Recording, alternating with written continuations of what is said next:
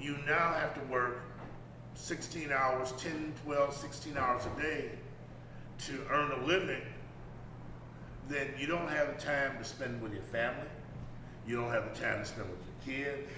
So your kids grow up in the street. There's nobody to check your homework. So what's going to happen? They look for leadership, and aberrant behavior even becomes more pronounced. Rise of gangs, rise of drug abuse,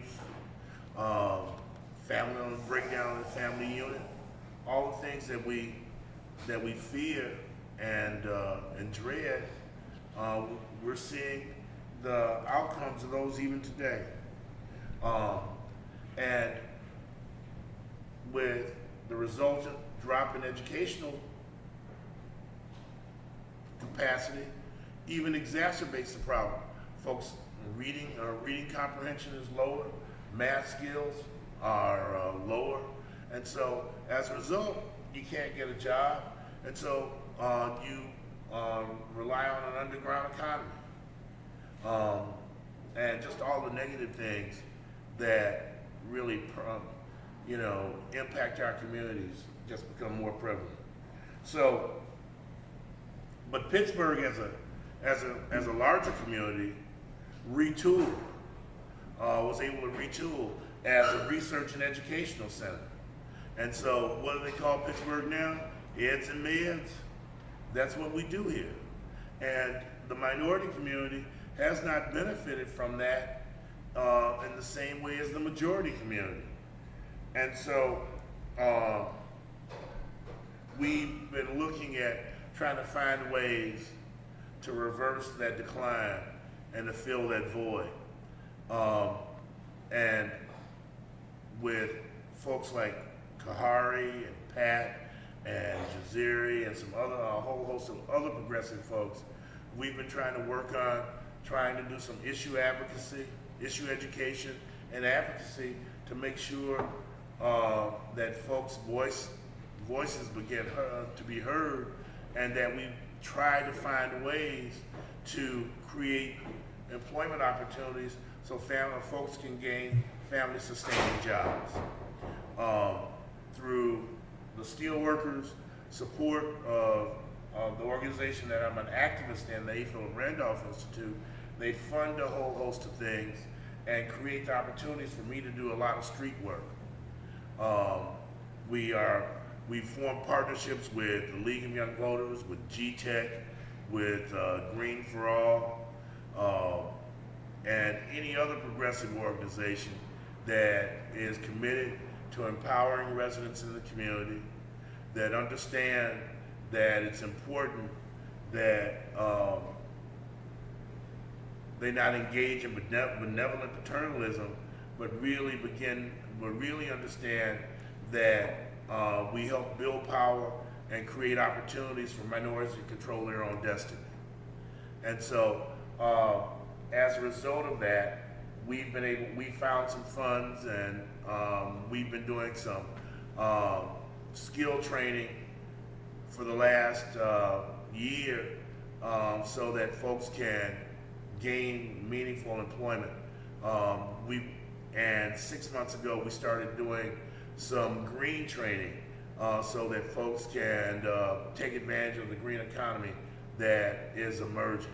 And with that, that's a perfect segue into Kahari, and we'll be able to come back and talk about specific kinds of pieces that we're doing and working on after Kahari gets finished, and if there's questions and discussion on that issue. Well, there are going to be questions, even if I haven't picked them up. I think this is a topic that can start with any place in American history. I think if you look at the point that I just read from Dr. McAllister's book, those are the outcomes of sort of the unfettered industrialist age of the late 1800s in America.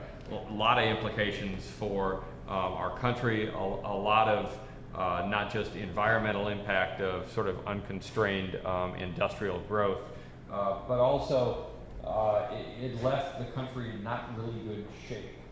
There were real dire economic times before the turn of the century.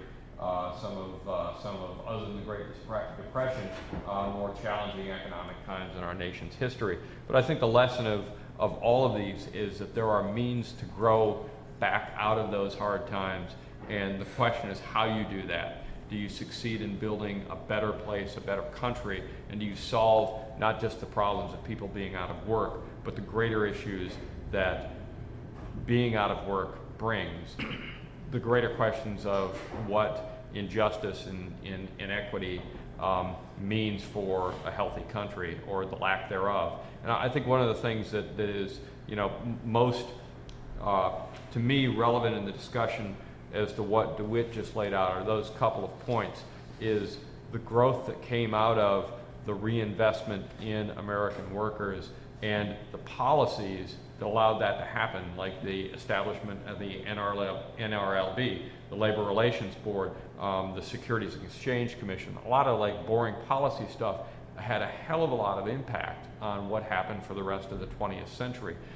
When you come into the city of Pittsburgh in the 1980s and you see what happens when, again, you have an industrial collapse of an industry, what you understand from that and from the in-migration from the south to industrial cities in the north is that there are major impacts that the economy has that are on a level that you really wouldn't think would happen. Like tens of thousands, hundreds of thousands of people out of necessity or desire of better life are willing to move. And all you have to look at in terms of our own city's history is the reality that we are now half the size that we once were as a city. We have the same space, there are half as many people here. To see that in-migration that happened in the middle of the 20th century was followed up by out-migration. But it's also, I think, an object lesson that with a good strategy and with appropriate quality of life and investment in the workforce and the people that live in an area and in the country, you can see a resurgence. And it's entirely possible that the groundwork that's being laid now in terms of bringing us out of what has been a very difficult economic time can actually result in substantial changes in not just this city, but nationally, and how people think about cities, how people think about the world in which they live. Things that are green are being discussed in a way that hasn't happened since probably the days of the founding of Earth Day in the early 70s.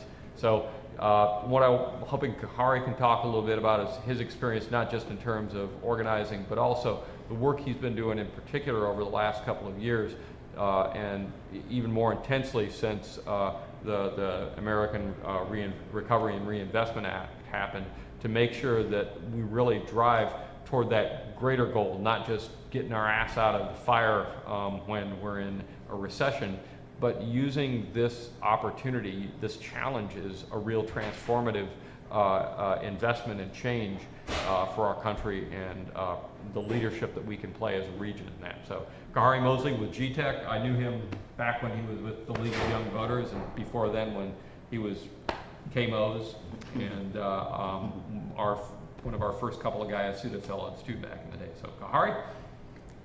Yeah, thanks Pat, thanks for coming out this evening. Again, my name is Kahari Mosley, and I'm the Director of Green Economy Initiatives for GTEC and a Regional Liaison for Green for All, a national organization that's working to build a green economy that's strong enough to lift people out of poverty. And in my role, my work is mainly focused on facilitating and coordinating amongst a variety of green economy stakeholders here in the region, from the public sector to the private sector, as well as nonprofits and other interest groups, as well as working on public policy initiatives, federal policy, as well as state and local policy as well, of interest to the green economy, as well as supporting the implementation of training programs such as the Breaking the Chains of Poverty program that the A. Philip Randolph Institute runs, as well as other economic development and business development projects that are focused around green economy growth.